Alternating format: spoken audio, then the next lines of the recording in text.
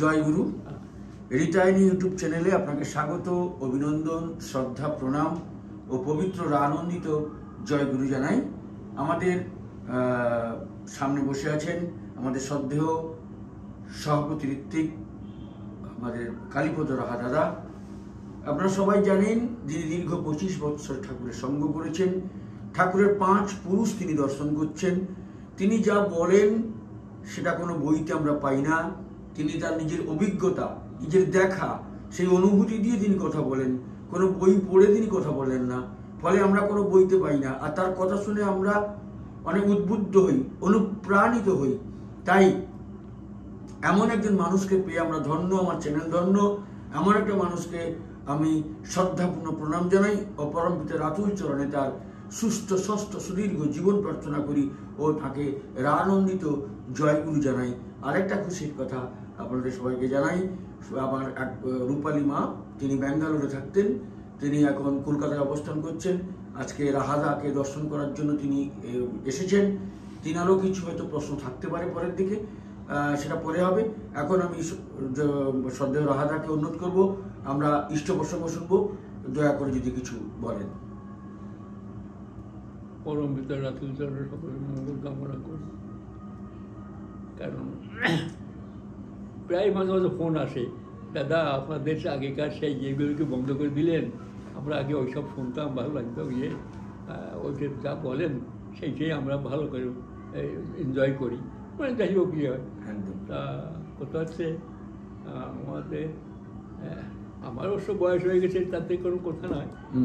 দ্বিতীয়ত হচ্ছে যিনি করেন অর্থাৎ আমাদের এই সজীব কামিলাদা, তিনি তো সংসারের লোক। তখন ফ্রি ছিলেন, ফ্রি মানে করোনাকালে কোনো কাজ নেই, কাম নেই, তখন এইসব করতেন, ডেইলি বসতেন। কিন্তু তার তো একটা সংসার আছে, তাকে দেখাশোনা করতে হয়। তাই সংসারের কাজে তাকে আয় করে তার খুঁজতে হয়, তাকেও যাইতে হয়, ব্যক্তিগত কাজে সব কাজে। তার যখন ফাঁক পান, সময় পান, চলে আসেন, সেই জন্য করেন। আজকে ওই ফাঁক পেয়েছেন, একটা সময় মতন করে এসে, তাই আমরা এখানে বসছি একটু আলোচনা করতে। তার কথা আলোচনা করতে তো খুব ভালোই লাগে। মানে খানিকটা তাকে নিয়ে ডুবে থাকা যায়, একটু আনন্দ। কিন্তু নাহলে একা একা থাকি, খুব কষ্ট হয়। তাই উনি আসেন, একা এসে গেছেন অকেশনালি, কারণ ওই আমাদের ব্যাঙ্গালোরে থাকা ওই মেয়েটি রূপালী মা এসছেন, তাকে নিয়ে এসছেন উনি থেকে ঘুরে ঘুরে, আবার কাল সকালে চলে যাবে। সেই যাই হোক, এই ফাঁকে কিছু ঠাকুরের কথা আমার ভালো লাগে শুনতে। কিছুক্ষণ আগে রূপালী মা বলছেন যে দেখুন, আপনার কথা শুনে আমি কিন্তু ষষ্ঠ হয়ে নিয়েছি। আমেরিকা থেকে সে মা, কি মাটার নাম ভুলে গেলাম, তিনি আপনার কথা শুনে নিজে তো দীক্ষা নিলেন আমেরিকা থেকে, প্লাস তার স্বামীকে দীক্ষা দেওয়ালেন আপনার কথা শুনে। ইউএসএতে, আমেরিকায় থাকেন। এরকম অনেকেই আছেন যে আপনার কথা শুনে তারা সত্যি অনুপ্রাণিত হন ও সত্যি হয়, কেন আপনি সেই ঠাকুরের সঙ্গ করা মানুষ। কেন কথা তা না, বোঝা যাচ্ছে তিনি করান, তিনি বলান, আমি তাই আমার তো বলার কোনো ক্ষমতা নেই। আমি কথা কথা বলি, ঠিক ভুলে যাই একটু একটু করে। ওই মেয়েটি কথা বলছিল, বলতে তো অনেক কথা স্মরণে আসছিল, প্রথমে মনে থাকে না। তাই হোক, আস্তে আস্তে করে। তাই তো এই সম্বন্ধে ঠাকুর কি বলেছেন, কতটুকু জানা আছে সেই কথা। আমি যেটুকু জানি সেইটুকু বলতে পারবো, যা জানি না সেটা কেন করে বলবো। আর সুতরাং আমাকে প্রশ্ন করলে ওইটুকু করবেন যেটুকু যা আমার জানা আছে তাই বলতে পারবো। সেইটি ব্যাপার হচ্ছে, অনেকে বলে এই যাজন টাজন সম্বন্ধে। যাজন হচ্ছে, আমি যেটা বুঝি, এটা বই পড়ে বা ইয়ে করে বা সেজে গুজে গিয়ে আমি যাজন করতে বেরোলাম, যাজনে যাচ্ছি আজকে, আমার মনে হয় না এটা একটা মানে পার্ট অফ লাইফ মনে হবে। মানে আমার চলার পথে একটা কী বলবো, আমার দৈনন্দিন কাজের মধ্যে একটা থাকে যে আমরা চলছি ফিরছি, খেতে বসছি, কোনো কাকাতে যাচ্ছি, ওইটি ওর মধ্যে যেটুকু যাজন আমার চলার মধ্যে, আমার কথার মধ্যে, আমার ব্যবহারের মধ্যে একটা সাধারণ মানুষের যা করে তার একটু নতুনত্ব দেখতে পাই। সেই যে কী তখন বুঝতে হয় যে ওইটাই জাদু হচ্ছে। কারণ দীক্ষা নেওয়ার আগে এই লোকটা কেমন ছিল, কথাবার্তা ছিল রুক্ষ গুঁড়ো, তার কথার সঙ্গে কাজের কোনো মিল ছিল না, লোককে ফাঁকি দিয়ে তো দরকার নেই। কিন্তু লোকটা দেখছি আস্তে আস্তে অনেকটা পরিবর্তন হতে হবে। তাকে নিয়ে চলতে চলতে পরিবর্তন আসবেই। সে নিজে বোঝে না, কিন্তু বাইরের লোকে বোঝে। সুতরাং ওই আমার ফ্যামিলিতে একসঙ্গে থাকতে গেলে সবাই যে আমার মতন হবে তা তো নয়, তাদের নিয়ে চলতে হবে। আমার স্ত্রী হয়তো আমার অন্য দিয়ে চলছে, তার বহির্মুখী মন সে সেভাবে চলবার চেষ্টা করছে। দীক্ষা হয়তো নিছে, কিন্তু কিছু করে না সুতরাং তার তেমন না, তো হয়তো কিছু করবে না, কিন্তু আমাকে সয়ে বয়ে নিয়ে চলতে হবে। আমাকে সয়ে বয়ে নিয়ে চলতে হবে। ও তো ভুল করছে, বুঝতে পারিনি, আমাকে সয়ে বয়ে নিতে হবে। কারণ জানি যে ওর আমার সে ক্ষমতা হয়নি, আমি তো ঠাকুর নিয়ে চলছি। সেই যুগের কথাটা মনে পড়ছে, জানো তো, ওই ঠাকুরের প্রথম যুগের পাবনায়। হ্যাঁ, তখন ঠাকুরের সমস্ত বাড়ি টাড়ি কিছু ছাপা হচ্ছে, বই পড়া হচ্ছে। নারীর নীতি নারীর পথে বইটা তখন ছাপা হচ্ছে। ওই প্রেসে কাজ করতেন, প্রুফ রিডিং করতেন শরৎ সেন বলে একজন দাদা, তারা আশ্রমে থাকতেন, আশ্রম পরিবারটা থাকে শরৎ সেন। তা তিনি ওরা তখন সামান্য আশ্রম পান, তা দিয়ে চলে, আর ওই ঠাকুর বাড়িতে নিয়ে চলে আসবেন। তো ওই প্রেসে কাজ করেন, প্রুফ রিডিং করেন, সকালে যান, দুপুরবেলা বন্ধ থেকে খেয়ে দিয়ে আবার বিকেলে যান, আবার রাতেবেলা এই করতেন। পাশের বাড়ি, আশ্রমের পাশের বাড়ি। তা ঠাকুরের বাণীগুলো সব প্রুফ রিডিং করছে, আর এত সুন্দর সুন্দর বাণী মায়েদের সম্বন্ধে দিয়েছেন। তা ভাবছে এগুলো কোথায় কী করি, বাড়িতে যাই, বাড়িতে বউকে শোনাবো। এটা তো ঘরে কাজ টাজ করে থাকে না, ঠাকুর সম্বন্ধে তো আইডিয়াও নেই। তা আমি তো এগুলো আমার অনেকটা যেন মুখস্থ হয়ে গেছে।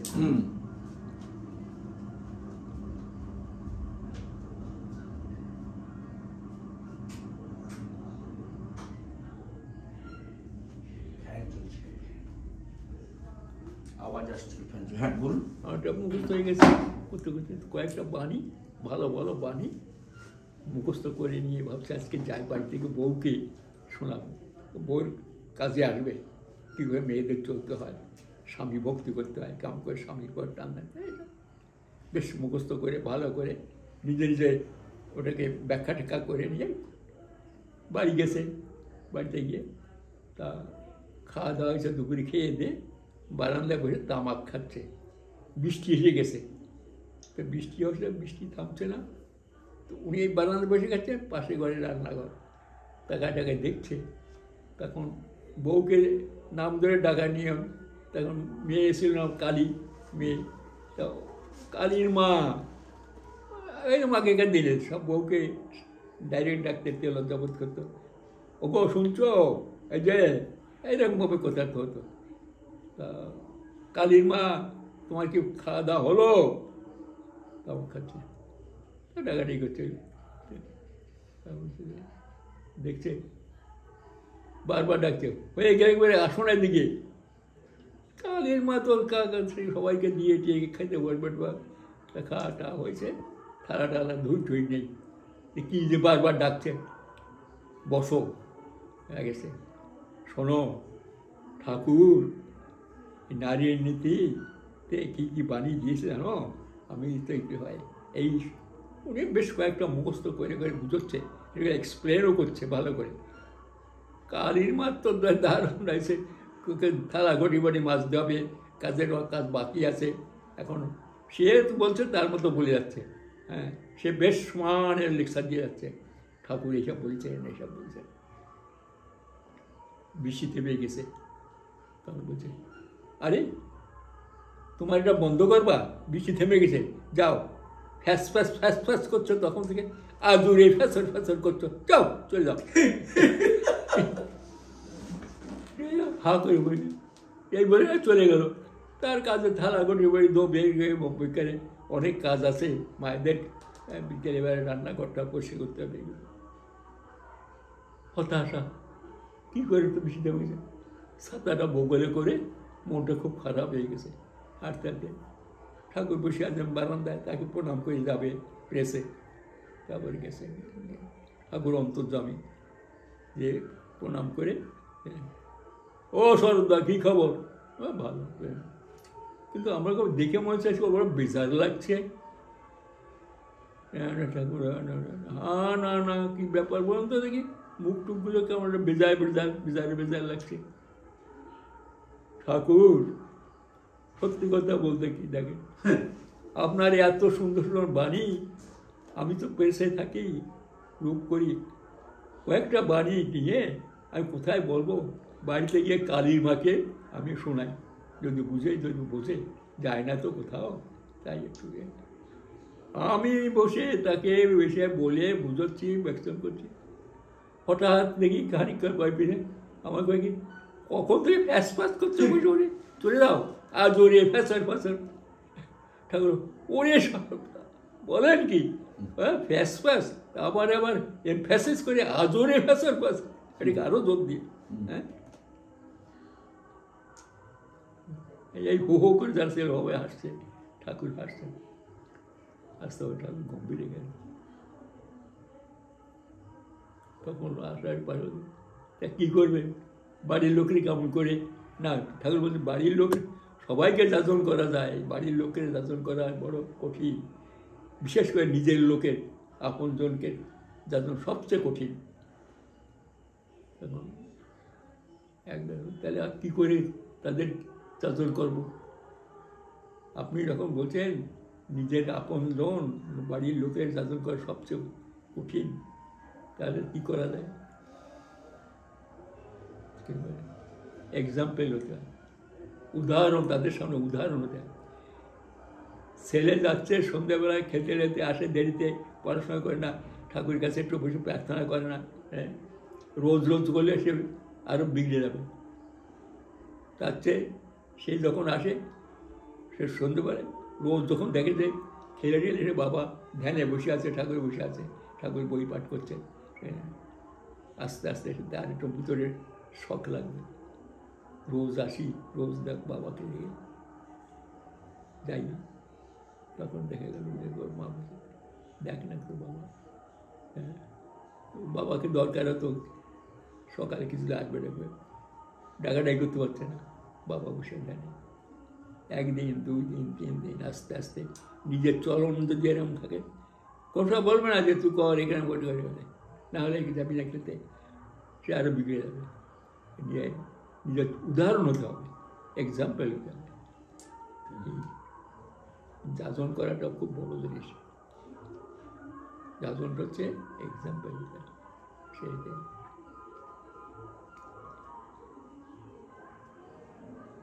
আজকে ওই মেয়েটাকেই বলছিলাম যে অন্য সম্প্রদায়ের লোক বা অন্য লোকে ঠাকুর বাড়ি সব নিন্দা করে, বলে আগে ঠাকুর ছিলেন ঠিকই ছিলেন, বড়দা আসলে তো বড়দাকে কেন মানব, বড়দা গেছিলেন, বড়দা কিছুটা ছিল, তারপর তার ছেলে ছিলেন, আর তার ছেলে এখনই করে, আর তার ছেলে এইসব বলছে, তা করে আর কি, কারণ এটা দেখে এসছে তো, এটা চলন সাধারণ ঘরের ছেলের মতো সাধারণ চলার।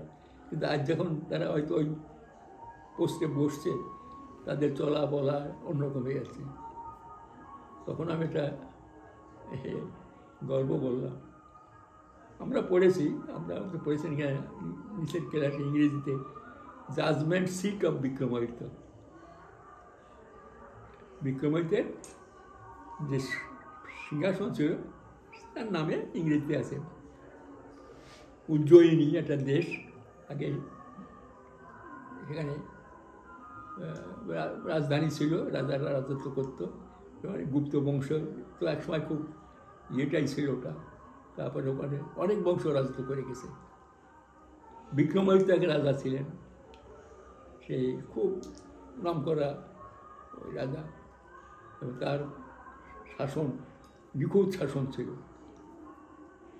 তাই তিনি সিংহাসনে বসে তখন জাজমেন্ট দিতেন, নিখুঁত তার ইয়ে হতো। মরে গেছেন, আস্তে আস্তে উজ্জয়িনীর সব বংশ শেষ হয়ে গেছে, গুপ্ত বংশ শেষ হয়ে গেছে, কতকাল হয়ে গেছে, সেই সব জায়গা ধ্বংস স্তূপ হয়ে গেছে, লোক নেই, জন নেই, ঘর বাড়ি ধরে মাটি পড়ে ঢিপি হয়ে গেছে। অনেক কাল পরে একজন প্রেস রিপোর্টার, তিনি ওই রাস্তাতে যাচ্ছেন, যেতে যেতে দেখছে কতগুলো ছেলে, তারা রাজারা প্রজা খেলা খেলছে। তা একটা ডিপি আছে, ডিপের পরে যে বসছে সেই হচ্ছে সিংহাসনে বসে, সে রাজা হচ্ছে। তার কাছে যাচ্ছে নালিশ করতে অন্য ছেলেরা, মানে প্রজারা। তখন সে জাজমেন্ট দিচ্ছে, দাঁড়া দিয়ে নিখুঁত। সে চলে গেলে আরো সে বসছে, মহারাজ এই আজ অন্যায় করছে, এই করছে, এই শাসন যেমন রাজা মহারাজা দেয় তো নিখুঁত দিচ্ছে, একটার পর একটা। যে বসছে সেই দেখতে ভালো দিচ্ছে। তার সন্দেহ হলো ওই ডিপিটার পরে যে বসছে সত্যি সত্যি, সে পেপারে লিখলো এরকম একটা ডিপি দেখেছে এরকম। যেগুলো সার্ভে অফ ইন্ডিয়া তারা খবর পেয়ে গেল সেখানে, গিয়ে ওই ডিপিটাকে খুললো, খুলে দেখে সেখানে একটা সিংহাসন পড়ে আছে। তারা প্রত্নবিদরা তারা খুঁজে খুঁজে দেখলো এই সেই বিক্রমাদিত্য রাজা ছিল, তারই সিংহাসনটা পড়ে আছে। তারপর ডিপি পড়েছে, মাটি হচ্ছে, সেইখানে যে বসছে সেই নিখুঁত ডিসিশনটা দিয়েছে, জাজমেন্ট সিট অফ বিক্রমাদিত্য। তা আজকে ঠাকুর নেই, ঠাকুর এমন একটা ব্যবস্থা করেছেন যে এই পজিশনে এইখানে যারা আসবে লক্ষ লক্ষ কোটি কোটি লোকরে বাসা পাড়ার কথা বলবে, যে কথাগুলো তাদের অ্যাপ্রোপ্রিয়েটেড, অনেকে বলবে, কিন্তু তাদের কথাগুলো যখন শুনবে তাদের ভিতরে লেগে যাবে। ঠাকুর নেই, ঠাকুর এমন শক্তি তাদের দিচ্ছে যে তারা তাদের বললে সেগুলোতে লেগে আছে। নাহলে দেখেন কিছুদিন আগে তো এই রাস্তা রাস্তা করে পড়াশোনা করতে করতে করতে তা এই শক্তিটা পাচ্ছে কোথায়? ওই তার থেকে আসছে সেই শক্তিটা, বর্দাকে দিলেন, বর্দার ভিতরে সেই শক্তিটা আসলো। তাই লোকে সেই কথা তিনি বলেন, আমরা বলি, কিন্তু আমাদের কথা অত প্রিপেয়ার হয় না। কিন্তু তাদের মুখে যখন শোনে তাদের তো খাইতো। তা এই যে জাজমেন্ট সিট অফ বিক্রমাদিত্য গল্পটা সেম জিনিস, ওইখানে যে বসবে যে যা করবে সেই ওই জায়গায়। সুতরাং তাকে হেলা করা, যাদের চোখ নেই তারা বুঝবে না, কিন্তু যাদের একটু নাম ধ্যান সাধনা করবে সে কি বলে তাকে বলা হয়। দেখেন অল্পের ভিতর যদি আপনি আমাকে বলেন যে দাদা আপনার কথা লোকে শুনতে চাই খেতে, কিন্তু আমি কি বলি, আমি এখানে বসি বলে তখন ঠাকুর ডাকেন আমার কথা বলা। এমনি বাইরে বললে আমার কাছে শুনবে না। ঠিক সত্যি বাইরে একই কথা বলি, রাহাদের বলেন, মানুষের সৎসঙ্গে বলেন, দাদা কিছু বলেন, আমি কিছু বলতে পারবো, তিনি যদি বলেন তা বলতে পারি সেইটাই। কারণ আমাকে যদি কোনো সৎসঙ্গে যেতে হয় ভাবি যে বলতে হবে, আমি সত্যি ঘরে একটু খুব নামধান করে ফেলে আমি বলি।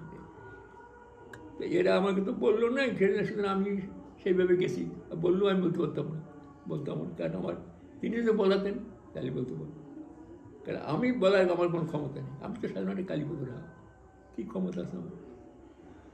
তাই সবসময় ওই যে কোথায় কোথায় দেখবো ঠাকুরের ওই বই পড়ছেন নাম করা, গড়িয়া ফিরে ঠাকুর বলে নাম করো, নাম আর নামিতে হবে। যখন নাম করেন তখন তিনি বলতে অবস্থান করেন। কালকে রাত্রে, পরশুদিন রাত্রে, কাল না পরশুদিন রাত্রে আমি বলি হয়ে গেছে, আমি বলি আর দেখা হবে না কার সঙ্গে, এত অবস্থা খারাপ আমার। আচ্ছা, ওরে বাবা, শরীরে ঘুমোচ্ছে না, ইয়ে হচ্ছে না, পুষতে না, পেটও জ্বালা করছে, বমি হচ্ছে না, একটা কী জানি ছটপট ছটপট, যেহেতু এগুলো থাকে ডাকি নেই, করতে করতে করতে এক প্রভাত, দুই প্রভাত, তিন প্রভাত, কিছুতেই এবারে সকাল বোধহয় হবে না ভাবছি। কারণ জানি রাত 3টের সময় এগুলো যাই বাথরুমে গেলাম, পায়খানা খরচা করে, তার তো হচ্ছে না শরীরটা। তারপর কালকে দিন কেটে গেল, কালকে একটু অনেকটা ইয়ে। তো দু এক সময় এরকম অবস্থা হয় যে কখন যে কোনো মুহূর্তে চলে যেতে পারে, তিনি নিয়ে যাবেন। তখন আমি খুব করে নাম করতে লাগলাম যে তোমার দরকার তুমি নিয়ে যাও, অনেক কষ্ট করতে পারছি না এরকম। তাই ভাবি যেতে হবে তো, কারণ এতদিন আর আমি যেখানে আশা করবো, আমার তো কেউ, আমার পরিবার তো আর আমার উপরে কেউ নেই, নিচে একজন আছে, আমার একটা বোন আছে, তারও তো প্রায় 90 বছর বয়স হতে চলে, আমার এই ছোটো বোন। তা সে আছে, আর আছে দূর সম্পর্ক, বাগিয়ে ডাকি এটা আসে, সে তো পড়ে ছেড়ে দিয়েছে, তাদের সঙ্গে আমার রক্তের মধ্যে আছে। তাই ভাবি আর আমার ছোট বড় সবাই তো চলে গেছে। আমি এই পর্যন্ত যে আসি জানি না, হয়তো করোনার সময় এইটা ছিল বলে বলার জন্য পেন রাখিছিলাম, জানি আমি জানি। তা যে কোনো মুহূর্তে আমি যেতে পারি, আমি প্রস্তুত। কিন্তু যাওয়ার আগে একটু কারণ যাচ্ছি কষ্ট চলে, এত কষ্ট পাওয়া সবাই মৃত্যুর কালকে এত কষ্ট পায়, আমার ভাই কষ্ট তো পাওয়া, চোখ বুঝলাম চলে গেলাম, সে এক ধরনের, সে কি যেতে পারবো জানি না। যাওয়ার আগে ধাক্কা লাগবে, কর্মকর এলো কর্মকর যাই হোক। ওই সময় যে আপনি সিচুয়েশনটা বললেন, যে সিচুয়েশনটা আপনি বললেন রাত্রের, ওই সময় মনে হয় ওই গ্যাস জমা হয়ে গেছিল, একটু গরম জল যদি একটু চায়ের মতো খেতেন আমার মনে অনেক উপকার হতো।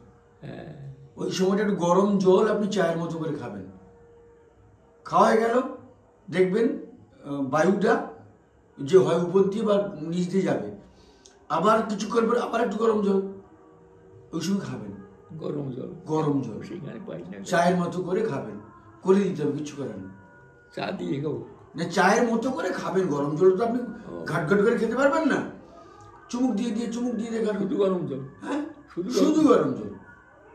আর একদম দেখলে এক ডাক্তার বলছে পার্থ পড়ে গেছিল, তারপর ওকে রসা খাওয়ায় দেন, ওই দোকান দেন রসা খাওয়ায় দেন, গরম রসা খাওয়ার সঙ্গে লেগে সেটা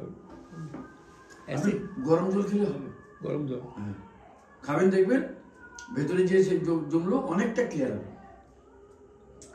আর আপনার এই সময় গ্যাসের বটি কাছে রাখা উচিত। হ্যাঁ, গ্যাসের বটি কাছে রাখবেন।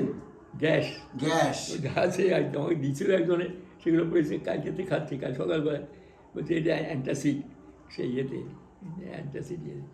প্রতিদিন খাওয়ার দরকার নেই, যখনই দেখবেন যে না খুব অসুবিধা হচ্ছে তখনই খাবেন। না বলছো পরপর কয়েকদিন খেয়ে যান, অ্যাসিডিটি কম করছে তো, তা কত 2 দিন খেয়েছি খালি পেটে। ওদের ওই আমাদের ওই সোনালি মাছ, ওদের ইসের সময় দিছিল তো, ওই মেলার সময়, ও এক ক্যাম্পার ছিল, তা ওর যেগুলো এক্সট্রা সেগুলো আমাকে দিয়েছে, গেছে কাছে কতগুলো অ্যাসিডিটি, সোজোবরিক অ্যাসিড, অ্যান্টাসিড। না তবু গ্যাসের ট্যাবলেট আমি আপনাকে দিয়ে যাবো, 2-4টা রাখবেন কাছে, খেতে হবে না।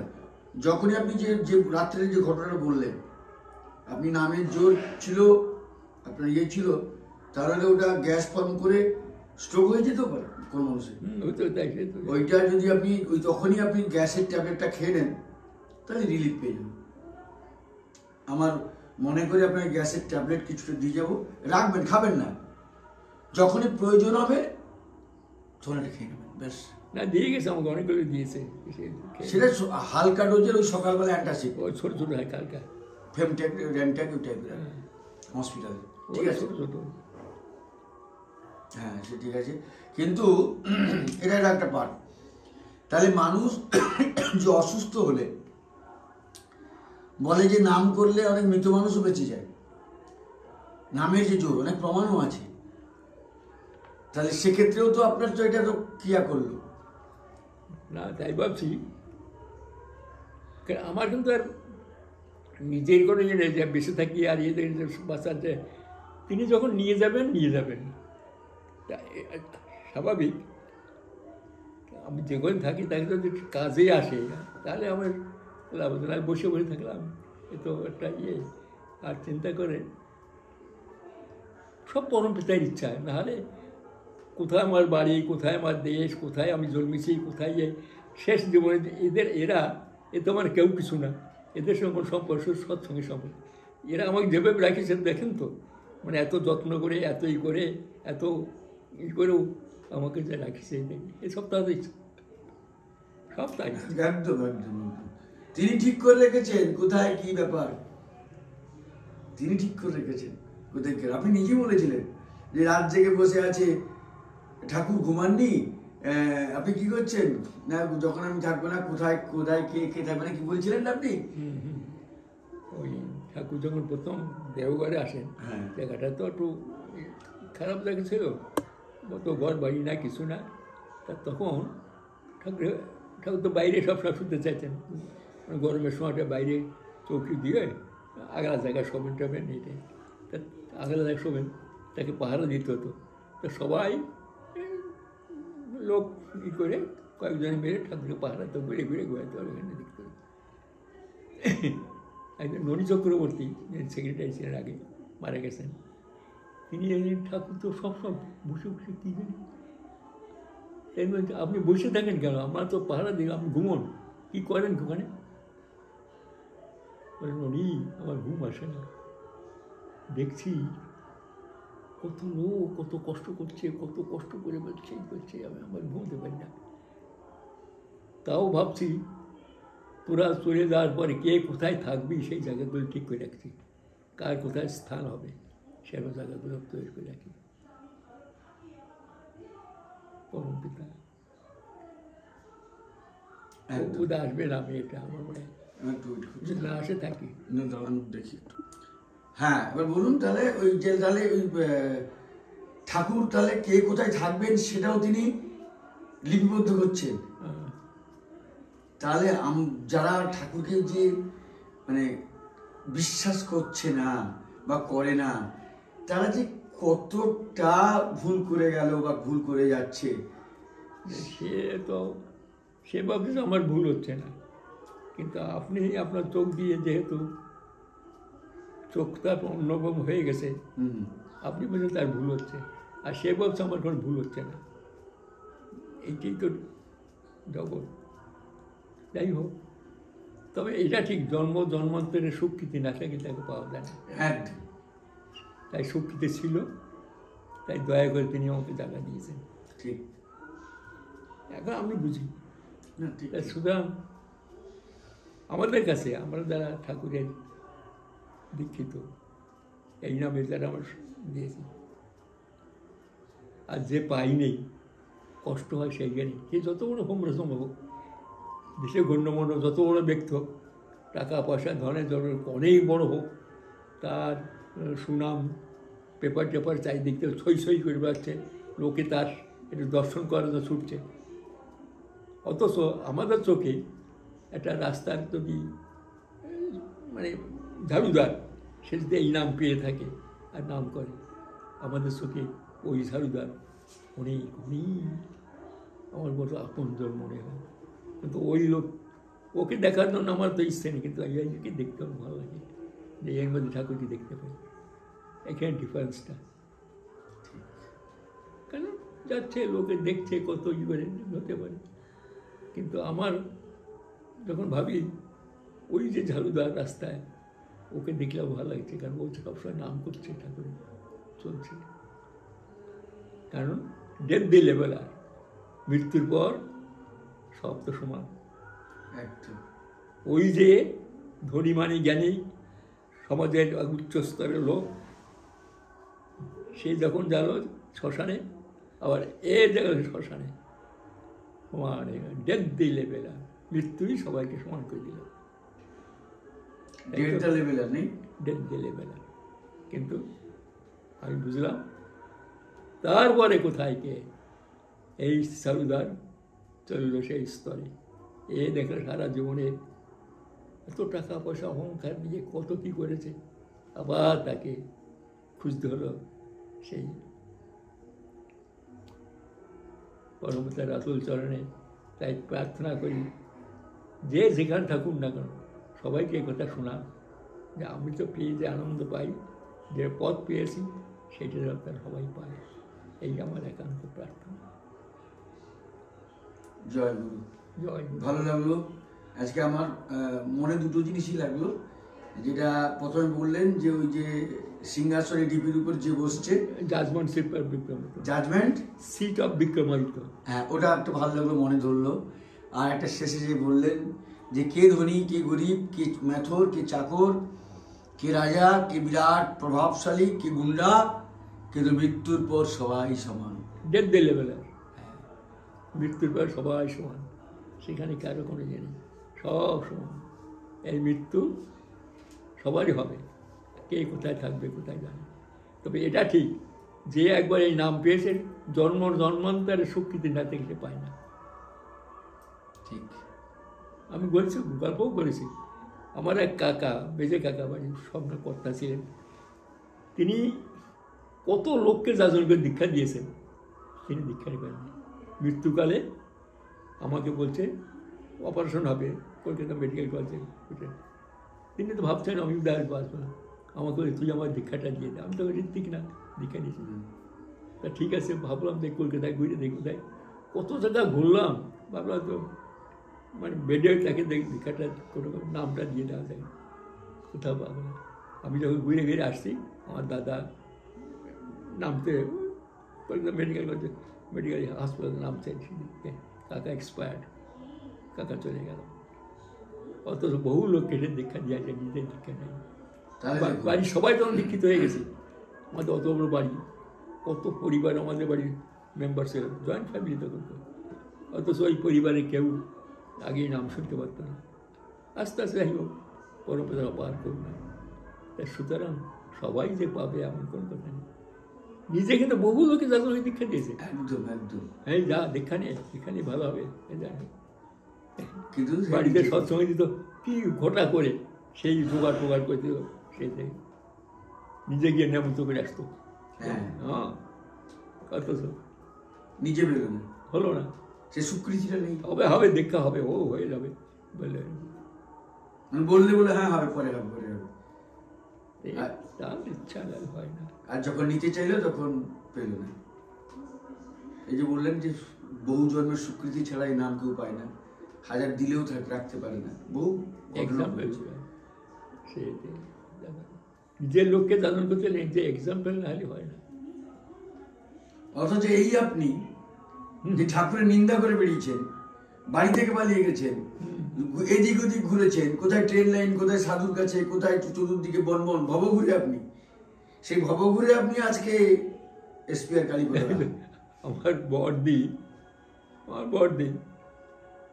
মানে অনেককাল পরে আমার দুর্গাপুরে তখন আমি থেকে আমার এসে আমার বাড়িতে ছিল কোয়ার্টারে, আমার স্ত্রীকে বলছে ও ঋত্বিক হবে, আমরা ভাবতেই পারি না, ঠাকুরের কোথাও বই ওড়াবে, হ্যাঁ তুই ঋত্বিক হবি, আমরা ভাবতেই পারিনি।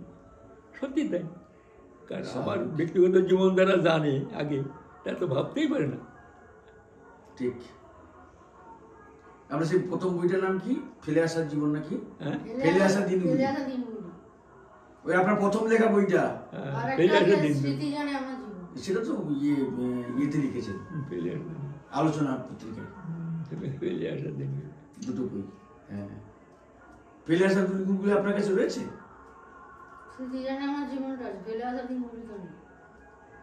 আমার কাছে মনে হচ্ছে আছে, দেখতে হবে, আমাকে দিয়েছিলেন বোধহয় আপনি। আপনার কাছে কোনো কপি নেই? হ্যাঁ, কোনো বইয়ের কপি আপনার কাছে নেই? যা ছিল লোকে নিয়ে গেছে। আমার কাছে তো পাণ্ডুলিপি আছে, আমার কাছে। হ্যাঁ, আপনার পাণ্ডুলিপি আমার কাছে আছে। ওটা না, ফেলে আসার দিনগুলো, ওটাও তো পাণ্ডুলিপি আমার কাছে আছে। এই পরের যেটা আমাকে দিয়েছেন, ওটা ছাপা, এত পাণ্ডুলিপি আছে, এই পরের যেটা আর কি, ওটা হচ্ছে সেই কি বলে, ওই যে ফেলে আসা দিনগুলি নাকি, না পরেরটা কি, স্মৃতি জানে আমার জীবন, স্মৃতি জানে আমার জীবন, ওটা দাদার নাম দিছিলেন, দাদাই বলছে এই নামকরণ করবেন, অসুবিধা। হ্যাঁ, উনি নাম দিয়েছেন, সেটা আমি লিখেছি। ঠিক ঠিক ঠিক ঠিক, যা মনে আসে তাই লিখবেন, যা মনে আসে তাই লিখেছি। স্মৃতি জান বলে আমার জীবনটা লিখবেন, তারপরে বলে স্মৃতি জানে মানে মনে যা আসছে তাই, উনি বলেছেন সেই ওনার দেওয়া নাম ওটা। ঠিক ঠিক, একদম। আর কেন জানি না, লেখাটাও যেন তার দয়ায় হলো। সত্যি তো ওই বয়সে নবীন কিছু মনে থাকে না, কোনটা লিখবো কোনটা লিখবো, তা বলে হাত কাঁপে, লিখতে পারি না। সেই দিন কালী পুজো ছিল আমার জন্মদিন, দেওঘরে অনেক চেষ্টা করেছি, উঠে বসছি, একবারই করছি, বাইরে ওই বারান্দায় শুই, কুকুর ওই ওরা শোয় টই পাশে ঘরে ঘরে, পাশে কালী পুজো হচ্ছে, ডাক বাদ দিচ্ছে, এই করছে, কিছুতেই অনেক করে একবার শুচ্ছি, একবার উঠছি, একবার লেখার চেষ্টা করতে হচ্ছে না। তারপরে পটকা বড় পটকা টটকা ফোটাচ্ছে, বেশ অসুবিধা, তো একটু নাম করি, কে জানি নাম করতে বসলাম, করতে করতে হঠাৎ কেন জানি না সামনে কলম আর কাগজ ছিল, লিখতে পারবো না। আমার মনে হচ্ছে কে যেন আমার আঙুল দিয়ে লেখাই যাচ্ছে, অ ককা লেখাই না লিখে দেখি 4 পৃষ্ঠা এরকম লেখা আছে। হঠাৎ হাতে একটা বোম পড়েছে, পাঠে লিখেছে ফটকা, হাতে হাতে কালি পড়ে গেল, কলমটা পড়ে যাওয়ার পরে জ্ঞান পেয়েছে। আরে আমি এত রাত থেকে কে লিখলাম, পড়ে দেখি আরে দেখি আমার মানে আমার অতি শৈশবের কাহিনীটাই জানি কে যেন আমার স্মরণে, আমার এই স্মরণে ছিলই না। আমার জন্ম হলো, কেমন করে হলো, কোথায় হলো, কী করে হলো, তারপরে সময় কী করলাম, সে প্রথম দিকের ঘটনাটা কী করে লিখলাম, খুব আনন্দতে লেগে গেল। তা আবার দেখি সকালবেলায় কুকুর আছে ঠাকুর বাড়িতে, এই কুকুর বসুন, এই দেখুন ঠিক আছে আমি আসি ঠাকুর বাড়িতে এসে। দাদা যখন বলেছেন আমি পারবেন, আপনি লিখবেন রোজ। পরের দিন আবার কাগজ কলমে বসলাম, আর লেখা হচ্ছে না। কলমটা কারণটা কি, কিছু দেওয়ার আর কলমে কোন দিন লিখবো, কোথার থেকে শেষ করবো, কোথায় হচ্ছে না। ওই তো তুক নাম করতে হবে, এই জন্য নাম করতাম, খানিকটা নাম করে পর লিখতাম। তারপর যখন বন্ধ হয়েছে, এই যে লেখা আরম্ভ করলাম, দেওঘর থেকে দুর্গাপুর আসলাম, দুর্গা বেশ কিছুদিন এর বাসায় ছিলাম, সেখানে দেখলাম বাড়ি গেলাম সামনা করে, সেখানে বসে লিখলাম। সেখান থেকে এসে আবার দুর্গাপুরে, তখন ও কটা ছেড়ে দেখে চলে আসছে, চলে গেলাম সেই এর বাসায় ওর বাসায় থাকি, যখন পাই সেখানে ট্রেনে বসে লিখি। দেখলাম তুক একটু নাম করতে হবে, নাম করে লিখলেন, তিনি লেখেন, যেই নাম ছেড়ে যা লিখতে পারি না, মানে এগুলো আমার তুক, এগুলো কেমন করে হলো। লেখা টেখা হয়ে গেলে সমস্ত লেখার পরে দাদাকে ছাপা করে দিলাম। সে অনেক লোক ছিল নেই, আমার ভাগিনে ওই ভাইপোটা অভি, ও সব টাইপ করে দিছে ওর কম্পিউটার থেকে।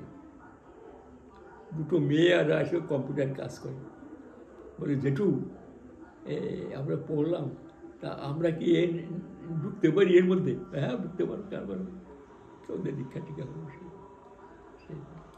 চলে আসলাম এখানে। পুরো ম্যানস্ক্রিপ্টটা নিয়ে গেছি। কী নিয়ে আসছেন ওখানে? বলে আপনি বলেছিলেন লিখতে, এই যে নেই না, আপনি নেন, সব আমাকে দিয়ে দিলেন, আপনার কষ্ট হচ্ছে না? না না, আপনি বলেছেন আপনার জিনিস আপনার নেন, আমি নেব? হ্যাঁ আপনি নেন, এটা আপনার জিনিস, আমার দেখা দরকার নেই। তারপরে একটা ছেলে করে ওরা সইটা করে দেন, সত্য ছেড়ে দিলেন তো? হ্যাঁ সত্য ছেড়ে দিলেন।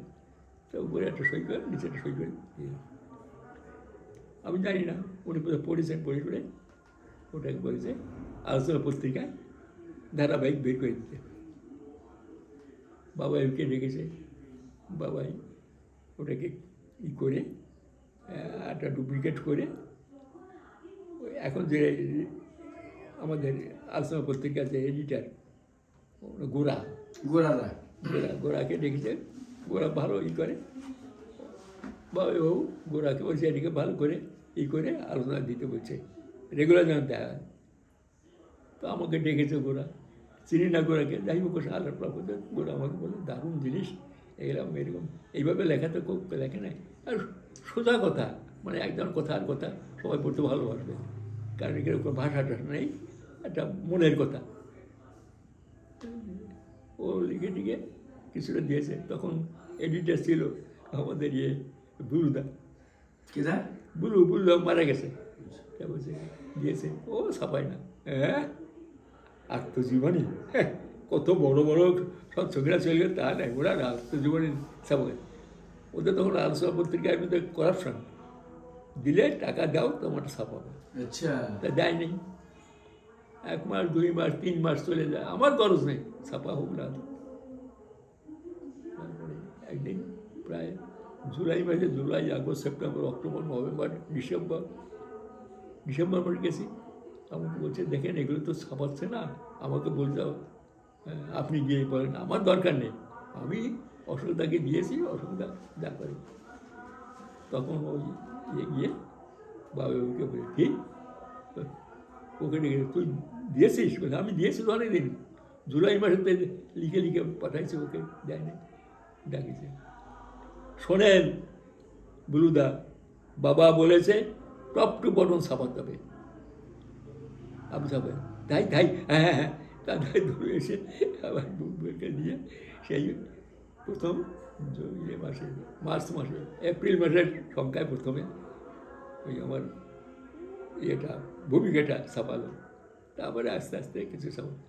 তারপরে দেখেন 2 বছর মতো হয়ে গেছে, কে কার খেয়াল থাকে, ওর টাকা ভাড়া পায় না, কেটে কুটে দিয়ে শেষ করে দিল, মাঝখানে বাদ টাদ দিয়ে। আর যা করে আমার দরকার নেই। লোকে পড়তে চাইতো, আবার একদিন বলছে ওদের ম্যানেজার সেন শর্মা, ও মারা গেছে, খালি বদা আপনার লেখা আমার পত্রিকাটা সেল বেড়ে গেছে।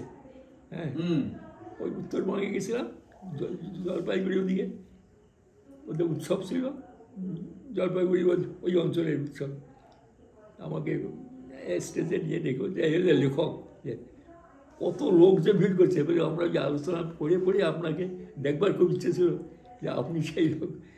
ঠিক ঠিক, তাই স্বাভাবিক যে লেখাটা মানে খুব প্রাঞ্জল লেখা, তো এতে করে ইয়ে নেই।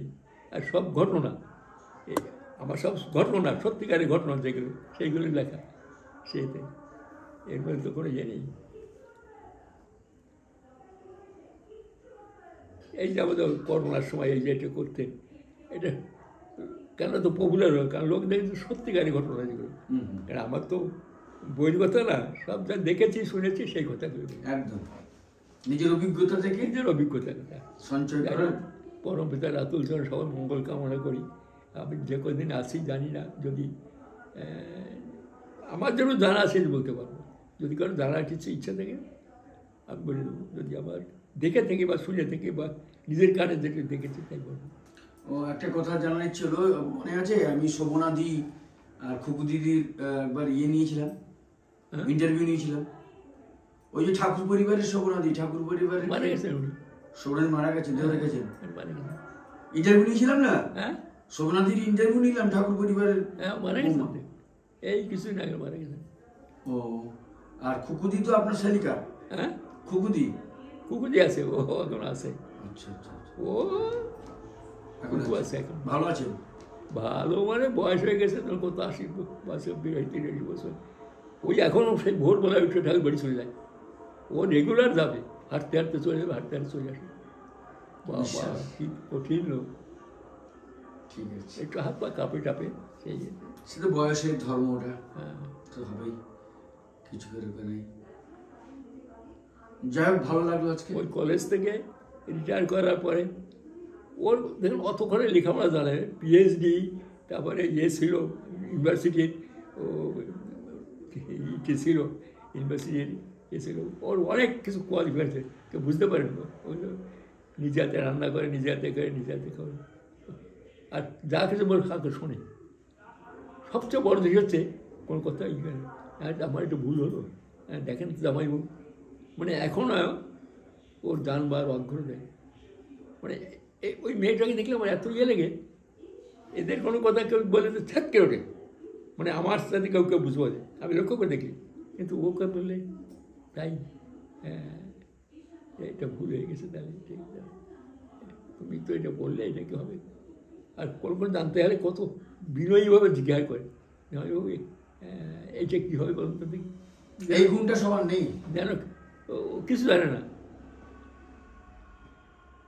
কতগুলো কোয়ালিফিকেশন আছে একদম।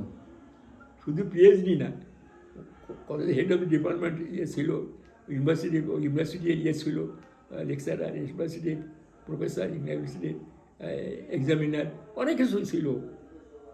অথচ চলাফেরা দেখে এখন আর কিছু জানে না, এরকম এখনও জিজ্ঞাসা করবে। শুধু তাই না, উনি ভালো গুণ আছে বলে, যেরকম একটা বড় বট গাছকে ঘিরে অনেক পাখি বাসা বাঁধে, অনেক পথিক প্রচণ্ড রৌদ্রে যখন হাঁসফাঁস করে সেই বট গাছের তলায় গিয়ে একটু ছায়ায় হাওয়া খায়, বড় বট গাছকে ঘিরে অনেকেই বেঁচে থাকে। তেমনি খুকুদিকে দেখেছি, উনি একা, অথচ ওনার পরিবারে ওনাকে ঘিরে অনেক লোক দেখলাম ঘরে, কলকাতা থেকে কে গেছেন, মুখ ঘর ভর্তি। তিনাদের নিয়েই আছে। দেখলো ও যখন সকালবেলা যায় ওখানে ওই আশ্রমে যে সমস্ত মায়েরা কাজ টাজ করে ওখানে সবাই এসে দাঁড়াবে, তাদের এই শেষ সময় ঈশ্বরী সবাইকে দেয়, কিছু কিছু কিছু দিয়ে দেয়।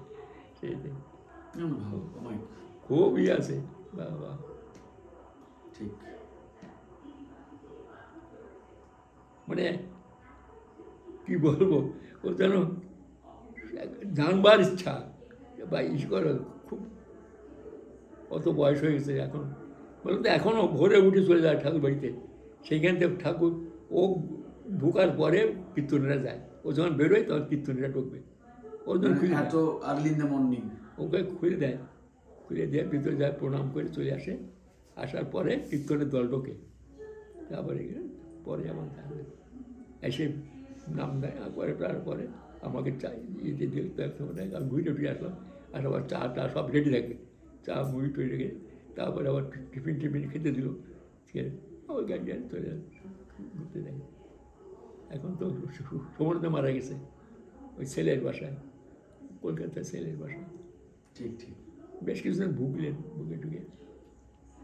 ওর ছেলে ডিফেন্সে কাজ করে না? ডিফেন্সের ডাক্তার ছিল, উনি একবার যোগাযোগ করেছিলেন ডিফেন্সের ডাক্তার পিতা, কর্নেল টাইটেল, খুব বড় টাইটেল ছিল, কর্নেল অফিসার, কর্নেল ওর টাইটেল ছিল ওর ছেলে। ঠিক আছে, তাহলে আজ এই পর্যন্ত। খুব ভালো লাগলো আজকে ইষ্ট প্রসঙ্গ। পরমপিতার আতুল চরণে আপনার সুস্থ স্বাস্থ্য সুদীর্ঘ জীবন প্রার্থনা করি, আপনার মঙ্গল। আর যারা শুনলেন এতক্ষণ, সবাই ভালো থাকুন, সুস্থ থাকুন, সবাই ভালো থাকবেন। কারণ আজকে প্রথমেই বলেছিলাম আনন্দের বিষয়, আমাদের রূপালী মা তিনি এসছেন রাহাদার সঙ্গবর আকাঙ্ক্ষায়, তার ইষ্ট প্রসঙ্গ শোনার ইচ্ছায়। তিনি ব্যাঙ্গালোরে থাকতেন, কলকাতায় অবস্থান করছেন, তিনি আজ আমাদের সাথে এসছেন এবং তিনি ইষ্ট প্রসঙ্গ রাহাদার সাথেও করেছেন। এটা খুব আনন্দের বিষয়। তো আপনাদেরও যদি কোনো কিছু জানার থাকে নিশ্চয়ই আপনারা কোশ্চেন করতে পারেন, বলতে পারেন, কমেন্টে বলতে পারেন, বা আমার ফোন নম্বরটা দিয়ে দিচ্ছি। রাহাদা তো এখন শুনতে খুব কম পান বা অনেক সময় নামে ব্যস্ত থাকে, তাই যদি কোনো প্রশ্ন থাকে আমার কন্ট্যাক্ট নাম্বারটা বলে দিচ্ছি, ওই নম্বরে আপনারা ওই কোশ্চেনটি করতে পারেন। রাহাদাকে এসে জানাবো, তিনি উত্তর দেবেন। আমার কন্ট্যাক্ট নাম্বার হলো 9239000388। আবার বলছি 9239000388। এই নম্বরে আপনারা যদি জানার বা কোনো কিছু প্রশ্ন থাকে, কোনো সমস্যা থাকে, নিশ্চয়ই জানাবেন। তাহলে আজ এই পর্যন্ত, সবাই ভালো থাকুন। জয় গুরু, বন্দে পুরুষোত্তম।